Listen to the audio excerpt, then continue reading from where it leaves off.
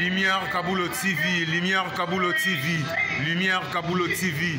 Réflexion avec R9, Fabrice R9, Fabrice. Mobali Mateo, Balingaka, moi c'est l'olanga ninyango, nengo salanga yeleki makasi. Kaboulo TV yo, Lumière Kaboulo, réflexion, réflexion. Double CD Fantomas Mayo. Il est là, il a toujours. Barbito s'abonne, chaîne les amoko. Ça c'est dit, ma beaucoup t'as un an s'abonner. Bon billet. Donc mon yango, na YouTube tozawana. Moko gaga. Réflexion, trop bandela. Réflexion. Réflexion. Lumière Kambolo. Yangwana. Balai qui est ça la biso bien. Tous en simana pour et ça la G. Bongo. Toujours. Réflexion, Lumière Kambolo TV. Chaîne Zamoko, vous s'abonnez, vous avez décidé Lumière Kambolo TV. Mbote na batali pe balani nyonso ya réflexion na mokili mobimba. Na bengami na kombo ya Kambolo. Na eko pesa pe ya nonangai. Ya liboso na ina loba merci mingi na bandeko nyonso o bazo contribuer na ba vidéo na bango pona ko partager ba réflexion na bango. Pour la réflexion, ezali pour na biso nyonso, moto aleki moto azali te, moto na bozo ba peza la raté, moto na tuza na yano nango et ko partager obe ko yanola par rapport ya moto na mama lo vezaki boy. Famille moko oyo e bokoli o adopté mwana.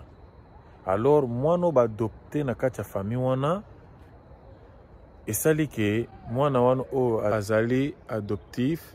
Mais et ko sala ke bakomi kolingana na bana oyo ya libota place ye abokwameli.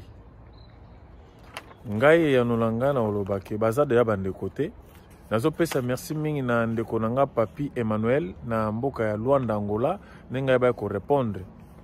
Mwana deja oyo aza adoptif, aza mwana na yo biologique te pona nini na papi basinaki deja ki azali mwana adoptif, c'est-à-dire azana ba parents na ye bino boye ko sunga ye boye ko soutenir famille wana be ba parents wana.